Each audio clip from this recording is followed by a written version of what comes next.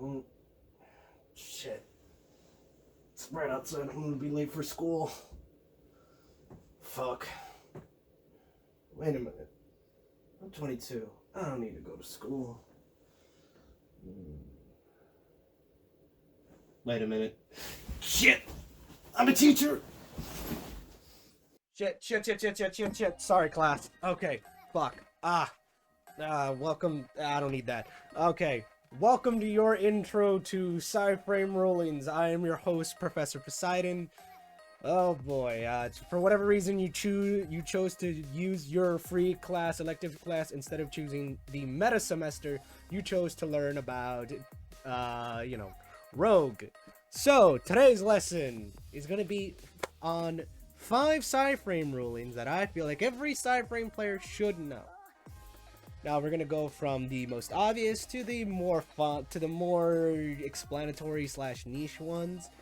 And throughout this video, if you already knew half of this, be sure to leave a like. If you learned something new, leave a like. If you want more of these type of videos, don't hit that subscribe button or that bell, because I'm probably not gonna be doing this again. If this video doesn't get 10 likes, if this video gets 10 likes, I will do this for every single one of the decks that I do a profile on. So let us get onto it. So the first ruling every Sci-Frame player should know is Ash Blossom / Ghost Belt versus any Sci-Frame gear monster. I know what you're about to say. Poseidon, this one's easy, since Sci-Frame gears literally say special summon one driver from hand or deck. And to that I say, yes, you are correct, but I thought I would explain the exact reason why, since there are 2 examples that come to mind that are the best examples on explaining why that is, that being Nightmare Phoenix and then Shaddoll Fusion. So, Nightmare Phoenix is able to draw if it is co-linked. Now, everyone knows that fact. However, you cannot Ash Phoenix even when it's not co-linked, unlike a gear monster. Although it says draw, there is something that prevents that, and that is just due to the very simple fact that it needs to fulfill the requirement to draw. What do I mean by that? So, if Phoenix is co-linked, when upon activation, then you get to legally Ash it. However, if it's not, then you cannot Ash it because it's not going to draw. It has already checked to see upon activation if it is co-linked or not. Keep that in mind when it checks, because that is a critical part of the other card that comes to mind.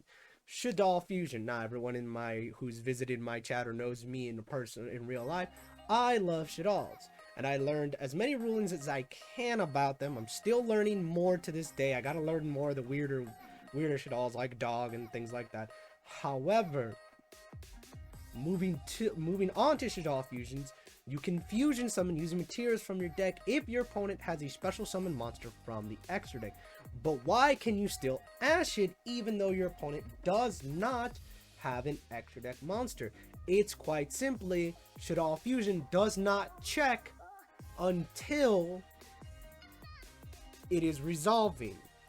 Now, how do I know that it does that? Because there are many rulings where if your opponent had a special summoned monster from the extra deck on activation, but on resolution it does not, Shaddoll Fusion cannot use materials because it's already checking. So when the card activates, it automatically assumes it doesn't until it realizes, oh wait, there isn't one there, so you cannot do that.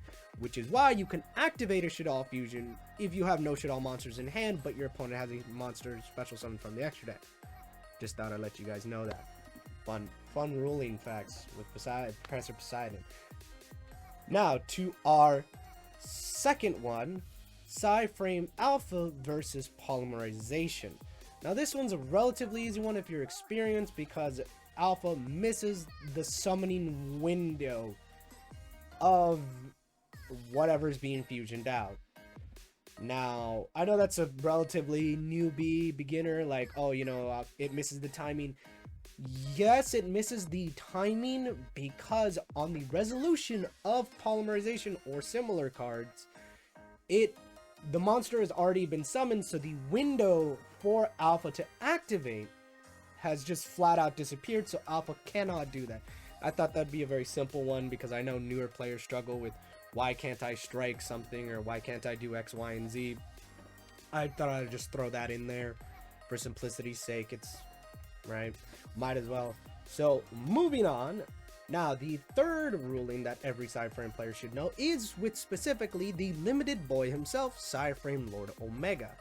Omega has the effect to banish itself and a card from your opponent's hand, you know, to hand loop. There was a hand loop where you got out 3 with Trishula, and that's why it's limited. However, dear follower, dear listeners, students, if you're aware of the card Psy Field Zone, it lets you special summon Lord Omega, and you get to activate Lord Omega's effect. Now, I feel like most people know how this interaction works, but I thought I would just cover base just to make sure. You can legally activate Cyframe's effect and bring it back, because when the Cyframe Lord Omega sees that it's the next standby phase, it does not special summon itself, it just returns itself to the field as if it was already properly summoned. Now, if that same Omega that was summoned by Psy Field Zone gets sent to the graveyard, you cannot Monster Reborn it, because it was not properly summoned. You need to put it back by its own effect. So, just thought I would clarify that. I know that that's a relatively simple one, that one comes up very often, but you know, touching base, we're just going through it. It is what it is. So now let's go on to one that's a little bit more relevant nowadays, because Shadalls do be damned, and that's basically the Cyframe Gears versus Winda. We'll use Gamma as an example because Gamma is the reason why people know this deck. So Gamma says each player can only special summon monsters with the parentheses S once per turn while this card is face up on the field. And the parentheses S is the key part in why you can legally activate Cyframe Gear Gamma, Epsilon, Beta, whatever the fuck, under Winda, because although it is special summoning 2 monsters, it is doing it at the exact same time and considering it as one summon. Unlike Nibiru that says, you know, tribute all your opponent's monsters, special summon this, then a token. So that's the difference. That's why you cannot Nibiru under Winda, because that then makes it an entirely separate summon. So basically it counts as 2 summons instead of 1. Alright. So it is time for the last ruling. However, this last ruling is at best a very cute ruling that I've been able to do. I've been able to get this on people time and time again. It is a very funny ruling that, or at least I find it relatively funny. So to explain that ruling, I'm just gonna need one hot second. We'll use the loveliness of movie magic to get us to where we need to be. So here we are on DB, specifically on solo mode. So you know, to do all this, right, all this nonsense. So here's a very fun and cute interaction with Cyframe Lord Omega and then Cyframe Overload. Now, Overload has the effect during either player's turn, except the turn this card was sent to, you can banish this card and add 1 Cyframe card from your deck to your hand. Now, assuming it is your opponent's standby phase, and there is nothing banished, what you can do is you can banish the Overload to search a card, to add a Cyframe card, assuming that they have no response. Then, after that card resolves, still during the standby phase, you can activate Omega's effect, returning Overload to the grave, and then immediately after that card resolves, banish overload to search once again, actually. Now, the reasons why you can do that is just because of what Cyframe Lord Omega specifically states. Cyframe Lord Omega says, once per turn during your opponent's turn, so you have to declare this effect on your opponent's standby phase. You can target one banished card and return it to the grave. Now that last sentence, return it to the grave, is the critical part of this text. Because of the fact that it is being returned and not being sent to the grave, that is what allows us to return the overload back in the grave, banish it, and search once again. Because it is not being sent to the grave, it is being returned to the grave. Those are two separate things, and that one little distinction allows us to do this very cheeky way to basically quote-unquote plus in a deck that loses to the fact that you don't have a blue boy on the field. But that's not here nor there. This has been 5 Cyframe rules that every Cyframe player should know with Professor Poseidon.